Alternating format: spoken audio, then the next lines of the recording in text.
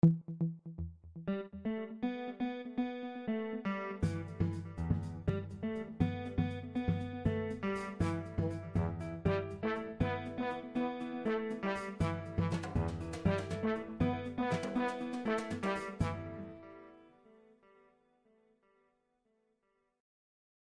do Senhor, querida Igreja. Abra comigo Salmo 133. E eu gostaria, com a ajuda do Senhor Santo Espírito, com a força de Deus, expor este Salmo para nós hoje. Nesta manhã em que nós trazemos à nossa memória a morte e a ressurreição do Senhor Jesus, celebrando, por isso, a Santa Ceia nesta manhã. Salmo 133.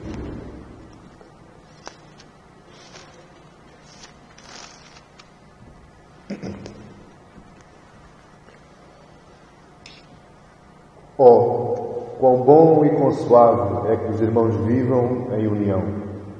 É como óleo precioso sobre a cabeça que desce sobre a barba de Arão, e que desce à orla dos seus vestidos. Como o orvalho de Hermon, que desce sobre os montes de Sião, porque ali o Senhor ordena a bênção e a vida para sempre. Santo Pai, graças te dou por este maravilhoso privilégio que é ter a Tua Palavra aberta nas nossas mãos. Senhor, abre também os nossos corações. Prepara, Senhor, as nossas almas para recebermos, Senhor, tudo da Tua parte, diretamente do Trono da Graça. A exposição deste Salmo, Senhor, que com certeza ele irá ser vivificante, ele irá ser frutífero nas nossas vidas e na vida da nossa Igreja. Abençoa-nos, Pai, com a Tua graça e com a Tua misericórdia. E nesta hora, Senhor, te peço ajuda para mim, Senhor, para poder expor este Salmo, para poder falar a Tua Palavra, para poder falar dos Teus mistérios, Senhor. Se não foste Tu, Deus, nenhuma palavra útil sairá da minha boca. Mas sabendo, Senhor Santo Espírito, que me vais utilizar como ferramenta, eu sei que toda a palavra que a minha boca proferir, ela sairá diretamente dos Teus átrios, diretamente do Teu trono, e ela irá dar fruto para nós que estamos aqui hoje neste lugar e para todos aqueles que estão assistindo este vídeo. Que Deus nos abençoe para a Tua honra e para a Tua glória. Amém. Glória a Deus. Salmo 133, e eu queria dar um título a esta mensagem que é a excelência da união fraternal. O que é isto, pastor? É isto que estamos aqui. Amém? União fraternal não é um sentimento. União fraternal não é um estado. União fraternal é uma consequência, é uma verdade. É uma verdade vivida, não uma verdade hipócrita, só à vista, só na aparência, mas uma verdade vivida, tanto na existência, tanto no local, como no nosso coração. Eu, antes de entrar nesta mensagem, queria ler aqui uma história, que ela nos vai ilustrar o que é a união fraternal que Davi nos falou. E a história é de origem judaica, que conta que dois irmãos, um solteiro e um casado, compraram uma terra e se tornaram sócios na produção agrícola. Combinaram que dividiriam a colheita meio a meio. Porém, um dia o irmão solteiro pensou: não é justo que meu irmão e eu dividamos igualmente os frutos, porque a sua família é numerosa. E todas as noites levarei escondido um saco de grãos do meu celeiro para o dele. O curioso é que foi que o irmão casado pensou algo parecido. Não é justo que meu irmão solteiro receba a mesma quantia de grãos do que eu, porque um dia meus filhos me sustentarão, ao passo que ele não terá ninguém que o ajude. Vou levar parte dos meus grãos em segredo para o celeiro dele. Com o passar do tempo, ambos ficaram admirados porque os seus celeiros não baixavam. E apesar das suas doações diárias, os estoques de cereais continuavam sempre igual. Mas certa noite o mistério acabou, pois os dois se encontraram carregando os grãos para o celeiro um do outro. Ao entenderem o que estava ocorrendo, deixaram os sacos de mantimento cair ao chão e se abraçaram emocionada e demoradamente. Perceberam quão felizes eram por viver uma união fraternal tão profunda. Através desta história, nós percebemos que a união fraternal é para ser vivida, não é para ser falada. Independentemente daquilo que se prega hoje nas nossas igrejas evangélicas, fugindo à verdade bíblica, a união fraternal não é abraços, a união fraternal não é beijinhos, a união fraternal não é encontros à mesa do café ou num lanchinho. A união fraternal é muito mais que isso. A união fraternal parte de dentro para fora e não de fora para dentro. Assim como na história, este salmo trata deste tipo de amor. Porque a união fraternal é amor, meus amados irmãos. Não é um amor de sentimento atrativo, não é um amor de sentimento emotivo, mas, como eu disse, é um amor verdadeiro, vivido. E o que é a união fraternal? E no verso 1 diz assim: Oh, quão bom e quão suave é que os irmãos vivam em união. E em segundo lugar, a terceira parte deste salmo é: a que é que se compara esta união fraternal? Está lá nos versos 2 e 3. E depois eu quero acabar esta exposição com um terceiro ponto, que é aplicações para a nossa vida. Este salmo traz aplicações para a nossa vida. Este salmo, se nós quisermos, nós podemos viver este salmo nos nossos dias de hoje, dentro das nossas igrejas, dentro dos nossos lares, dentro das nossas casas. O salmo celebra uma união mútua que o povo desfrutava ao se reunir para adorar a Deus. E este é um salmo de Davi. Não é muito difícil discernir qual a ocasião da vida do rei em que ele compôs este salmo.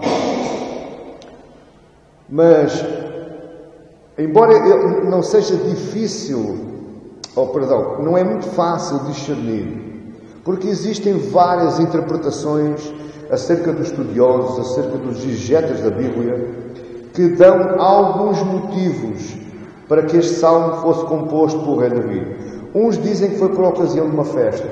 Davi deu uma grande festa e, quando lá na sua varanda do seu palácio olhou cá para baixo, viu os irmãos todos em união, comendo e bebendo, ele celebrou. Esta dedução é vazia, porque o texto dá ênfase a uma união entre irmãos. E levando em conta a quantidade de alegria e amor colocado no texto, assim como a ausência de dificuldades, nós vemos outros salmos em que Davi se lamenta de perseguições e de ofensas dos inimigos e dos ímpios. Neste salmo não há essa ênfase, não há sofrimento, não há dificuldades, não há relatos de sofrimento, não há perseguição ou divisão, somente alegria. Davi envolve estes 3 versículos com uma dose sobressalente de alegria. E então, é muito provável que tenha acontecido no primeiro culto após a coroação de Davi na totalidade do reino de Israel. Vamos perceber isto. Saul foi o primeiro rei de Israel. Só que Saul fez tudo ao contrário daquilo que Deus tinha programado. Aliás, se nós formos ver a história bíblica, Deus não tinha programado reino nenhum para Israel. Deus tinha dado os juízes, tinha dado os profetas e as coisas andavam. Só que o povo se ensoberbou e quis um rei para ele. O povo quis que Deus lhe enviasse um rei. E Deus falou com Samuel e disse: pronto, já que eles querem um rei, eu vou-lhes dar um rei. E ele mandou ungir Saul. Só que o Saul, com o passar do tempo, a gente conhece a história, e Saul começou a fazer tudo ao contrário daquilo que Deus tinha planeado para Israel. Até que há uma altura que na história aparece um pequenininho, o Davizinho. Você também conhece a história, lá na casa de Jessé, pai de Davi, em que passam os irmãos todos e não era nenhum daqueles, e Samuel começou ficando preocupado. Jessé é igual, mas depois já se lembraram que o Davizinho estava pastando ovelhas e chamaram o Davizinho. Ele foi coroado rei naquela altura. Recordo que Davi foi o único rei que foi coroado 3 vezes. 3 vezes. Não é para agora, não é uma pregação para agora, mas é só para uma curiosidade. E há uma altura em que Davi está lá sossegadinho e o pai chama: Davi, anda cá, carrega aqui uns pães e uns queijos e vais lá abaixo ao arraial, vais levar os pães para os teus irmãos e para os generais e traz notícias daquilo que estava lá passando, porque havia uma afronta muito grande do exército dos filisteus contra Israel. E Israel, diz a Bíblia, que ele estava com medo, atemorizado. Não era qualquer coisa do normal, porque está a Bíblia escrever que o povo de Israel estava atemorizado. Era algo grande. E o que é que era grande? Apareceu lá um gigante. E durante 40 dias e 40 noites ofendeu Israel, pedindo um homem para lutar contra ele. E se o gigante ganhasse, perdia Israel. Mas se o gigante perdesse, perdiam os filisteus. E chega Davizinho, com a sua carroça de pães e queijos, e começa a ouvir lá no arraial: dê-me um homem para lutar comigo. Sai um homem de Israel para lutar comigo. E Davi: quem é isso aí? O que se passa aqui? E eis que os irmãos disseram, contaram a história do gigante. E ele encheu-se do Espírito de Deus, encheu-se da coragem de Deus e disse: esse camarada eu vou matá-lo. Eu vou lutar com esse camarada, sou eu. Ora, lógico que Davi era um pastor. A Bíblia diz que ele era franzino, era pequenino. Davi não tinha experiência nenhuma de guerra, ele não era soldado, ele era um pastor de ovelhas. E toda a gente disse: este enlouqueceu. Isto é o sol lá do deserto que queimou-lhe os neurônios. Ele não consegue ir contra o gigante. E que tentaram demover Davi sempre atemou, foi ao lago e foi buscar 5 pedrinhas, meteu lá no seu alforje com uma funda.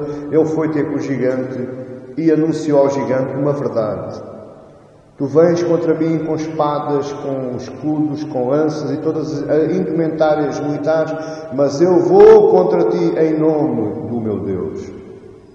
E Davi vence o gigante, e Davi vai para a casa do rei Saul. Só que Saul começou a ficar soberbo, porque as mulheres inventaram um cântico que dizia: Saul matou os milhares, mas Davi os seus 10 milhares. E isso estava a cair mal no coração de Saul. E mais à frente nós vamos ver na história que Deus enviou um espírito mau da parte dele para apoquentar Saul. E Saul começou aí então a perseguir Davi.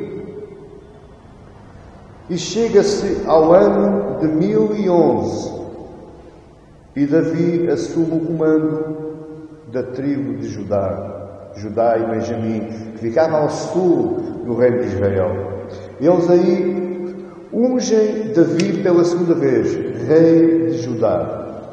E quando Davi assume o trono, ele inicia logo aí uma grande batalha contra o resto das tribos de Israel que estavam a norte. E essa batalha demorou 7 anos.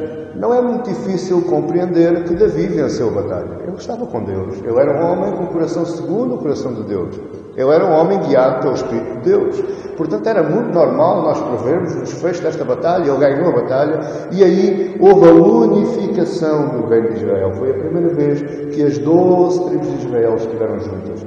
Dizem então, é muito provável que este salmo tenha sido composto quando Davi promove o primeiro culto a Deus, já com a nação de Israel unificada. Você entendeu até aqui? Para mim é muito mais viável essa interpretação, porque Davi viu todo o esforço dele no curso da sua vida, as perseguições que ele sofreu, os ataques de morte que ele sofreu. Ele ali no primeiro culto, ele viu. Agora sim a minha alma está em paz, porque eu consegui unificar o reino de Israel, e todo o reino de Israel agora eleva louvores a Deus. Ele instituiu Jerusalém como a capital do reino, fixando a administração económica e a administração religiosa, porque o templo ficou para sempre em Jerusalém. Porquê? Porque era lá que a arca se encontrava. E então, ele perante este cenário, Ele promove o primeiro culto. Anos após de grande ruptura, Israel estava agora novamente unida. E prepare para esta palavra, unida. Eu vou ler novamente. Anos após de grande ruptura, Israel estava novamente unida para adorar ao Senhor. Então, meus amados irmãos, compreenda uma coisa esta manhã, neste lugar, e você que está lá em casa, em sua casa, descansadamente assistindo neste vídeo. União fraternal não é beijinhos, não é abraços, não é palmadinha nas costas. União fraternal é uma união entre irmãos para adorar o Senhor. Isso é que é a união fraternal. Isso é que emana das nossas almas, emana dos nossos corações. E isso deve nos dar uma alegria extrema. Extrema. Deveria ser as coisas que mais nos alegra. É quando nós saímos de nossa casa, como diz o salmista, me alegro porque hoje vou à casa do Senhor. E diante deste sentimento, então, não é muito difícil para mim entender este sentimento, o esforço de um homem em louvor ao seu Deus e conseguir unificar uma nação, diante deste sentimento. Então, se lá na varanda do palácio dele, ele viu todos os irmãos unidos louvando ao Senhor, e ele escreve este salmo: ó, quão bom e quão suave é que os irmãos vivam em união. E o que é a união fraternal? Nós vimos já a perspectiva de Davi, mas eu quero ver a perspectiva de Deus, a perspectiva bíblica. O que é a união fraternal? Diz no verso 1, ó, quão bom e quão suave é que os irmãos vivam em união. Prestem atenção às palavras que estão escritas. Elas não foram escritas aleatoriamente, porque alguém quis escrever desta forma. Os verbos estão escritos de forma bastante explícita. Ó, quão bom e quão suave é que os irmãos vivam em união. A união que o salmista fala não é simplesmente a reunião de todos os judeus numa festa. Isso nós já vimos. Nós já esclarecemos a nossa mente. Mas que vivam em união. E não, como dizem alguns, estão em união. Você pode estar em união com o seu irmão e você pode não viver em união com o seu irmão. Você pode estar em união dentro da igreja, mas você, de coração e de alma e de louvor a Deus, você não vive em união com Ele. O mais curioso é que é isso que eu tenho visto mais vezes ao longo de toda a minha vida cristã. É estar em união dentro da igreja. É só amor. O amor emana, como diz o poeta, o amor anda nos céus, anda nos ares. Mas depois sai da porta para fora, esse amor que acabou. Esse amor dissipou-se tipo no voeiro. O viver em união, ele é cá dentro e é lá fora. Ele é na presença e é na ausência. O viver em união é eu estar em presente oração pelos meus irmãos, embora não os veja. Isso é viver em união. E isso nos deveria dar grande alegria. Ela não é uma circunstância. Ela não é um facto, por facto que nós estamos aqui. Ela é um estado. Devia ser uma forma de viver. Devia ser uma forma de estar. E por esse motivo o salmista utiliza dois adjetivos muito fortes para este tipo de união. O primeiro adjetivo está logo a seguir a essa expressão de "oh". Eu, quando escrevo aqui essa expressão de "oh", é a expressão máxima de contentamento, de exclamação, de ver que realmente tudo aquilo que ele está vendo é bom. E a seguir ele vai dizer quão bom. Quão bom é o sentido intenso do "oh", dá a este quão bom uma valorização máxima desta união fraternal. Ele podia dizer assim, é bom. Ou, como diz agora nos dias que nós vivemos, está-se bem, é fixe. Mas não, ele diz, oh, quão bom. Este quão, este aqui, esta expressão de quão, ele dá uma ênfase muito maior ao adjetivo bom. E depois vai dizer novamente, quão suave. Este suave aqui quer dizer formoso, magnífico, harmonioso. É a conclusão que não se pode dispensar. Ela é boa e ela é suave. E eu não posso dar ao luxo, meus amados irmãos, de dispensar essa bênção de estar em união com os meus irmãos. É uma loucura da minha parte. Eu preciso, não é de estar em união, eu preciso é de viver em união. Porque nós somos um corpo. Porque nós fazemos parte do mesmo corpo. Porque nós temos uma mesma cabeça. Porque nós temos um mesmo Senhor. Porque nós temos um mesmo Espírito. Porque nós temos uma mesma fé. E porque nós temos um mesmo alcance da nossa bênção celestial. Você está a entender? Então não existe aqui divisões, não pode haver divisões. Porque todos separados estamos todos unidos. Todos separados, cada um na sua vida existencial, cada um na sua casa, mas nós estamos unidos todos com o mesmo coração, uma mesma visão, o mesmo sentimento. E isso devia nos causar uma alegria suprema. A bênção da união entre os irmãos, sejam eles de sangue, compatriotas ou espirituais. A Bíblia diz que é uma bênção. Então andamos nós à procura de bênçãos supérfluas. Andamos nós à procura de bênçãos materiais, bênçãos físicas, e estamos deitando fora, desprezando a bênção maior, que é viver em união entre os irmãos. E o que é que se compara a esta união fraternal? Está nos versos 2 e 3, diz assim: é como o óleo precioso sobre a cabeça, que desce sobre a barba de Arão, e que desce à orla dos seus vestidos. É como o orvalho de Hermon, que desce sobre os montes de Sião, porque ali o Senhor ordena a bênção e a vida para sempre. Depois de nós avaliarmos o que é o valor da união entre os irmãos, depois de Davi se exprimir o que é a união, o valor da bênção da união entre os irmãos, ele agora vai partir para duas analogias que parecem completamente loucas. Ele não define somente com o seu pensamento, mas ele vai aplicar uma grande dose de sentimento. Chegaram a dizer a alguns que estudam que Davi entrou em êxtase, porque ele fala aqui no Hermon e ele fala aqui em Sião. Geograficamente isto é impossível acontecer. As águas do Hermon banharem Sião. Geograficamente é impossível, porque o Hermon ficava no extremo norte do reino de Israel e o Jerusalém ficava 200 km mais a sul.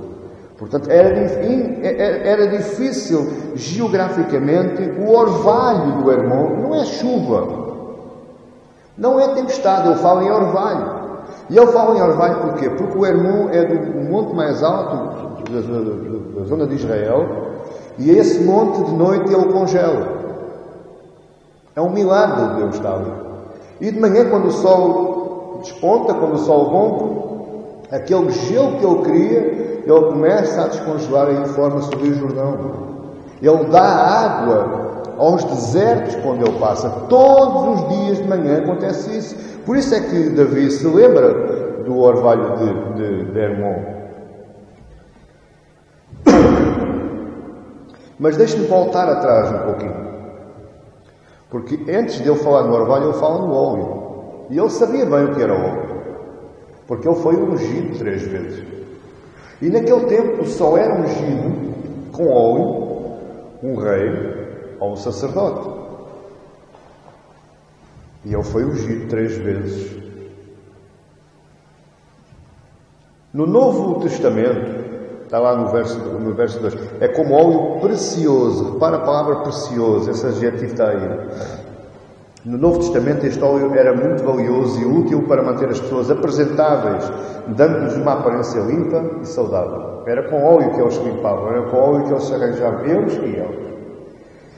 Em Marcos 14:5 diz assim: porque podia vender-se por mais de 300 dinheiro e dá-lo aos pobres, e bramavam contra ela. Isto é um episódio de Maria, quando ela derrama, quando ela parte o vaso de alabastro, um vaso de 300 dinheiros, era um óleo precioso, com especiarias, e os discípulos ficaram indignados. Partiste o vaso, podíamos ter vendido. Por isso nós temos a prova que esse óleo era precioso, era muito dinheiro.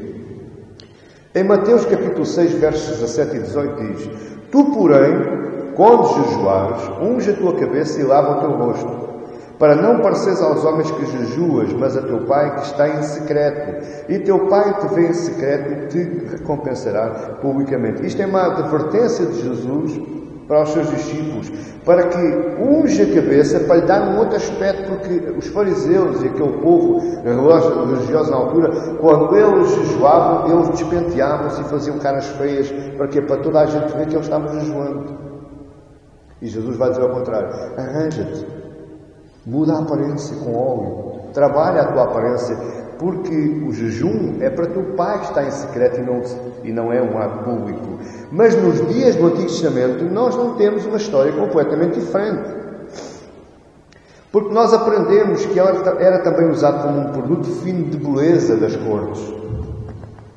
Se você queria um spa no Antigo Testamento, você era ungido, lavado e banhado em óleos finos.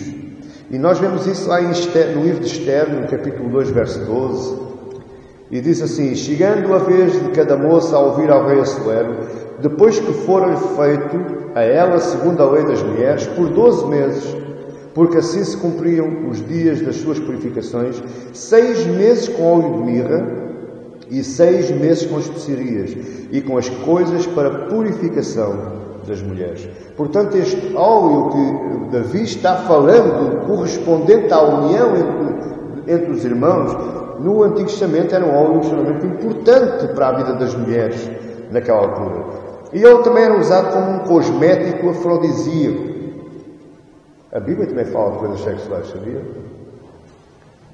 Este óleo servia para cosmética afrodisíaca. Por Salomão vai dizer, lá em Provérbios 7:17, diz assim: já perfumei o meu leito com mirra, aloés e canela. Vem, saciemo-nos de amores até amanhã, alegremos-nos com amores. Mas ele também era um elemento de consagração a reis e sacerdotes, que nós já falamos. Mas eu só quero provar isto, biblicamente. Em Êxodo 30:25, diz assim: isto é Deus a falar a Moisés como é que ele queria que o óleo especial para ungir reis e sacerdotes fosse feito. E disto farás o azeite da santa unção, o perfume composto segundo a obra do perfumista, e este será o azeite da santa unção. E se você ver no mesmo capítulo 30:30, diz assim: também ungirás a Arão e seus filhos, e os santificarás para me administrarem o sacerdote. Arão foi o primeiro sacerdote, Arão foi o primeiro ungido com este óleo, porque ele pertencia à tribo de Levi, uma tribo separada para a consagração do serviço a Deus. Mas em 1 Samuel 10:1 diz assim: então tomou Samuel um vaso de azeite, este azeite é o mesmo óleo que lá atrás em Êxodo, e lhe o derramou sobre a cabeça e o beijou e disse: porventura não te ungiu o Senhor que o capitão sobre a sua herança? Esta é a altura da primeira unção do rei Davi. Apesar da comparação já ser extremamente maravilhosa, a união entre os irmãos, ela é de sobremaneira boa, ela é muito suave, ela é considerada como um óleo precioso que serve para tratar o corpo, serve para embelezar a aparência, serve como um cosmético afrodisíaco, serve para consagrar reis e sacerdotes, mas Davi ainda vai mais além. E na sequência da frase, lá no verso 2, da parte final, ele diz: é como óleo precioso sobre a cabeça, que desce sobre a barba de Arão, e desce à orla dos seus vestidos. Agora preste atenção. Davi associa a união entre os irmãos à consagração de Arão. Não é uma consagração qualquer. Não é um profeta qualquer. Não é um sacerdote qualquer, foi o primeiro sacerdote instituído por Deus. Davi considera a união, o viver em união dos irmãos, como a consagração de Arão. E ela não é só uma consagração, mas é um chamado perpétuo. Porque a consagração de Arão começou lá em Êxodo e ele propaga-se por toda a eternidade. Um dia, quando você chegar ao céu, você vai ver o sacerdote Arão. Você tem que entender? Então isto nos traz uma ideia de união, viver união perpetuamente. Ela não é só aqui, ela vai se propagar. Davi pretende transmitir o valor e a durabilidade da união fraternal promovida por Deus. Mas se você reparar, ele ainda vai mais além ainda, na continuação da frase. Ele diz, a barba de Arão, e desce à orla dos seus vestidos. O que é que isto nos quer dizer? Quer dizer que o óleo cai sobre a cabeça de Arão, desce à sua barba e continua caindo aos seus vestidos. Então, esta união, esta bênção, ela não procede de homem nenhum, ela não procede de pregador nenhum, ela não procede de denominação nenhuma, ela não procede de interpretação bíblica nenhuma, ela procede do próprio Deus, porque ela vem de cima e ela desce até à orla. Veja quão importante é esta união entre os irmãos. E quantas vezes nós não atendemos a isto. Mas eu dou uma outra analogia, que é o orvalho. Eu já falei alguma coisa sobre isto. Mas o salmista não está pensando em termos geográficos. Ele está pouco importante se o Hermon fica lá em cima, ao norte de Israel, e o Judá fica cá mais embaixo. Não é isso que ele quer falar. O que ele quer falar é no sentido das águas provenientes do Hermon, atravessando Israel de norte a sul, produzem um refrigério, porque esse orvalho, ele descia dos montes de Hermon e ele vinha molhar os desertos ressequidos cá embaixo, nas planícies. E porquê é que ele fazia isso? Porque era ali que estava a bênção de Deus, era ali que o povo de Israel semeava, cultivava as suas coisas, e eles precisavam desta água miraculosa de Deus. Então assim é a união entre os irmãos, ela é promovida por Deus e ela nos dá um refrigério. Refrigério por quê? Porque através da sua união com o seu irmão, você lhe supre as suas necessidades. Eu não estou a falar em físicos, eu não estou a falar em materiais. Existem necessidades muito mais emergentes e muito mais necessárias, muito mais urgentes, que são as necessidades espirituais. Ninguém dá valor a uma gota de orvalho. Ninguém. O orvalho, há pessoas que quando acordam de manhã já não existe orvalho. Porque o orvalho se vai embora quando o sol se desponta. Há pessoas que não conhecem o que é o orvalhar de uma noite. Porquê? Porque acordam tarde. Mas o orvalho é muito importante para a regeneração da terra. Assim é você. Você é uma gota de orvalho que poderá regenerar, que poderá refrigerar uma alma no seu irmão. É isto que Davi está aqui em mente. Sião, ele fala aqui em Sião, porque é como se for a receptora do orvalho. Sião, nós já percebemos que Sião era a capital religiosa de Jerusalém. Era em Sião, no Monte Sião, em Jerusalém, que estava a Arca da Aliança, a presença de Deus no meio do seu povo.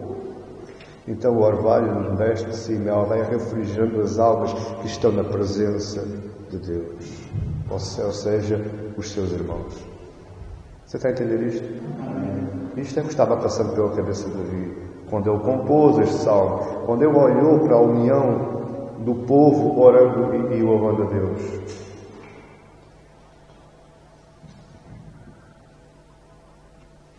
E ele completa no verso 3, como Jerusalém, como alvo das bênçãos de Deus. Como o orvalho do Hermon que desce sobre os montes de Sião, porque ali aonde? Em Sião, em Jerusalém, o Senhor ordena a bênção e a vida para sempre. Olhe para mim. Não são poucas as passagens no Novo Testamento em como Deus reconhece a sua igreja como Israel, como Jerusalém. Você é o Israel de Deus. Você é o Jerusalém de Deus. Quando Jesus morreu, Ele ressuscitou. Ainda andou 40 dias e 40 noites junto ao seu povo, junto aos seus discípulos. E Ele disse: tenham calma, eu vou, eu preciso ir. Porque eu, quando lá chegar, eu rogarei ao meu Pai. E Ele vos dará um outro ajudador, um outro consolador. Então, em Jerusalém, meus amados irmãos, já não está mais a Arca da Aliança. Em Jerusalém já não é o sítio onde está a presença de Deus no meio do seu povo. Porque você hoje é Jerusalém, porque você hoje é Israel, porque você hoje tem a presença de Deus. Então, antes de entrar na parte das aplicações, uma aplicação que eu não escrevi aqui, mas eu vou dizer: tenha cuidado com aquilo que você está a fazer com o seu tempo. Tenha cuidado por aquilo que você está a fazer no seu Monte Sião. Deixe o irmão orvalhar a sua vida. Seja um abençoador do seu irmão. Seja um promotor da união do seu irmão. Não em termos de fala, não em termos de boca para fora, mas em termos de atitude, em termos de propósito. Porque você vive a mesma vida que ele vive. Porque você tem o mesmo espírito que ele tem.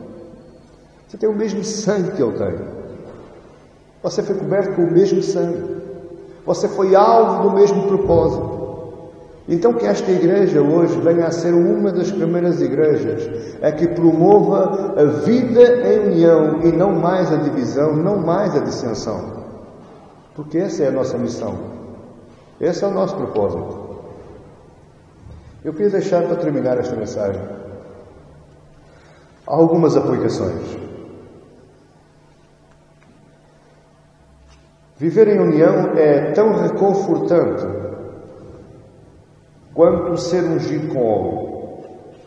Viver em união é tão reconfortante quanto ser refrescado pelo orvalho que deste o irmão.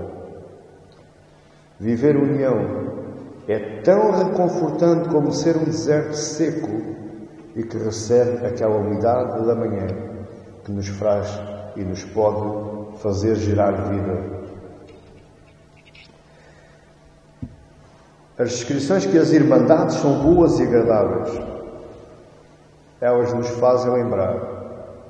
E possivelmente, meu amado irmão e irmã que me está ouvindo, e você que está lá em casa, e você tem estado a ouvir atentamente esta mensagem, este sermão, mas à sua mente, ao seu coração, você só se lembra de desunião, de contenda, de discórdia, de separação, e você se pergunta: bom, então onde é que esta união se enquadra? Esta união enquadra-se no coração de todos os homens.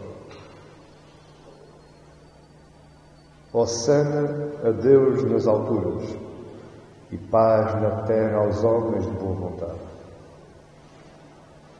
Se você não é um homem e uma mulher de boa vontade, você não vai viver nunca em união. Se você não é um homem nem mulher de boa vontade, você nunca vai ser promotor da união. Antes, pelo contrário. Você vai continuar sempre a viver a mesma vidinha de sempre. Dizendo mal das outras pessoas. Falando mal, falando mentiras, promovendo a desunião. Só quem é homem e mulher de boa vontade, com coração de boa vontade, é que se predispõe a ser canalizador do orvalho que deste do irmão sobre a Igreja de Cristo. Você entendeu o que eu disse? Tudo isto também nos diz respeito às nossas famílias, às nossas comunidades, ao local onde nós vivemos e às nossas igrejas. O conforto que nos pode trazer algumas coisas que nós vemos e que não gostamos de ver é a oração de Jesus lá em João 17. E ele diz: eu já não estou mais no mundo, mas eles estão no mundo. Eu vou para ti, Pai Santo, guarda em teu nome aqueles que me deste, para que eles sejam um, assim como nós.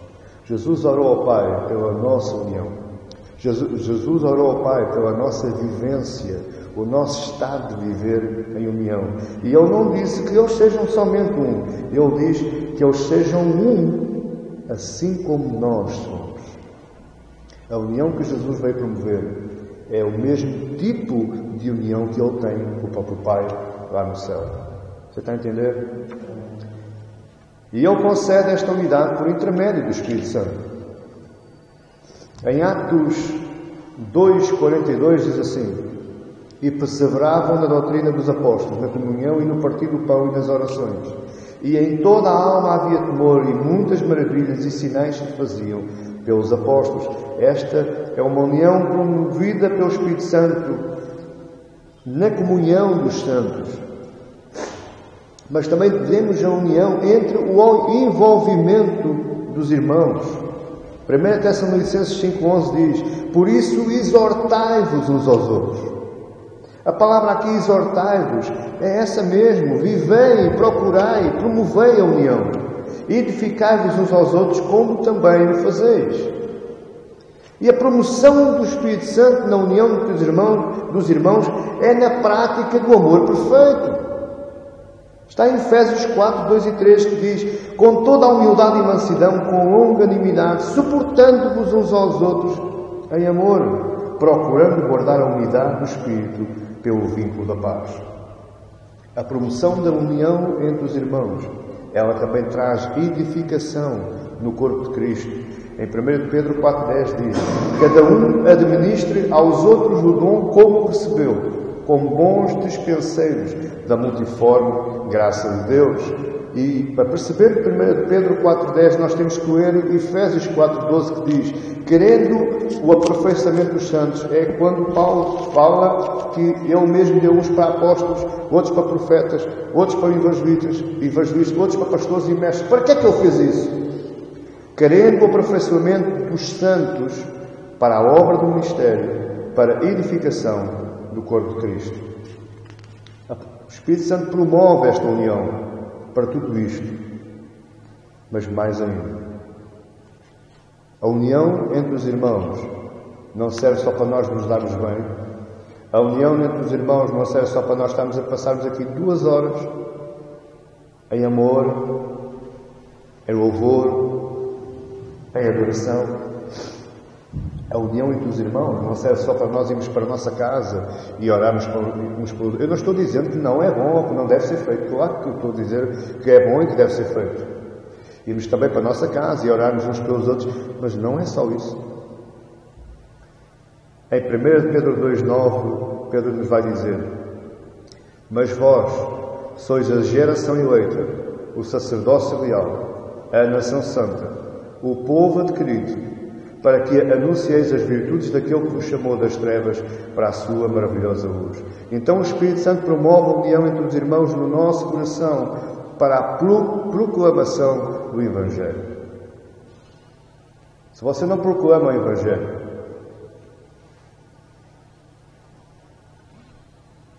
você é um crente egoísta. Você é um fariseu. Você é um religioso.